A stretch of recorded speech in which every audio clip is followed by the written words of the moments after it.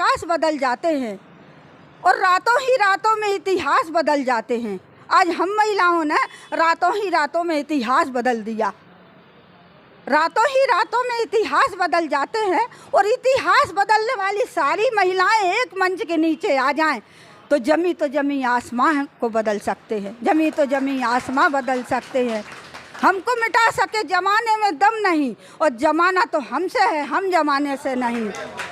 बहुजन समाज में जन्मे सभी संत महापुरुष संत माताओं को मेरा कोटि कोटि नमन। साधुवाद देती हूँ पाटिल साहब को कि उन्होंने यहाँ पे भी हम महिलाओं को आमंत्रित किया और उन्होंने हमारा उत्साह बढ़ाया और हमें यहाँ आमंत्रित करते हुए मैं सभी उपासक उपासिकाओं को मेरा जय भीम नमो बुद्धाय। मैं 2 शब्द कहूँगी सावित्रीबाई फूले के बारे में। अगर आप लोगों ने सभी लोगों ने अपने अपने विचार रखे होंगे, लेकिन आज सावित्रीबाई फूले के विचार रखना हम महिलाओं के लिए बहुत ज़रूरी है। माता सावित्रीबाई फूले का जन्म पूना के सतारा ज़िले में हुआ। उनके पिताजी का नाम खंडोजी राव था, माता का नाम लक्ष्मी था और उनके 2 भाई बहन थे और एक वो अकेली पुत्री थी। उस परिवार में जब उनका जन्म हुआ तो वो अकेली पुत्री थी और माली समाज से थी। सैनी समाज भी बोला जाता है उसे, माली समाज भी बोला जाता है और फूले समाज भी बोला जाता है। तो फूले समाज की थी वो। उस समय समाज का बहुत बड़ा बोलबाला था। उस समय हम महिलाओं को शिक्षित होने का अधिकार नहीं था, तो इसलिए शिक्षा के बारे में तो सावित्रीबाई फूले को बोल ही नहीं सकते कि वो शिक्षित थी। तो शुरू से वो शिक्षित नहीं थी।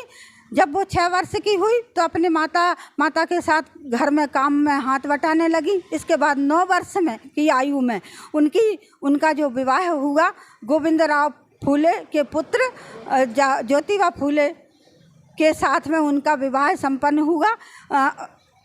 1840 में उनका विवाह संपन्न हुआ। उस समय वो 9 वर्ष की थी और राष्ट्रपिता ज्योतिबा फूले 13 वर्ष के थे। तो छोटी सी आयु में उनकी शादी हो गई और शादी होकर के जब वो अपनी ससुराल गई, ससुराल में उनकी इच्छा को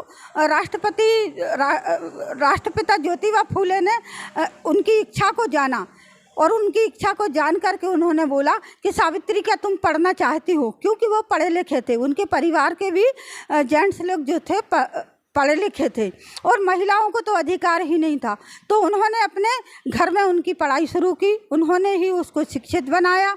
ये सारी खबर पूरे समाज में फैल गई तो बहुत सारे लोगों ने विरोध किया कि लड़कियों को पढ़ा रहे हैं। तो उन्होंने रातों रात उसको पढ़ाया और पढ़ा करके उसको इतना आगे बढ़ाया कि वो प्रथम महिला शिक्षिका हुई और उसने 1848 को प्रथम स्कूल खोला और स्कूल केवल बालिकाओं के लिए खोला, सभी बालिकाओं के लिए, यानी किसी भी समाज के लिए नहीं था। वो सवर्ण औरतों के लिए भी था और बहुजन समाज के लिए भी था, दलित महिलाओं के लिए भी था।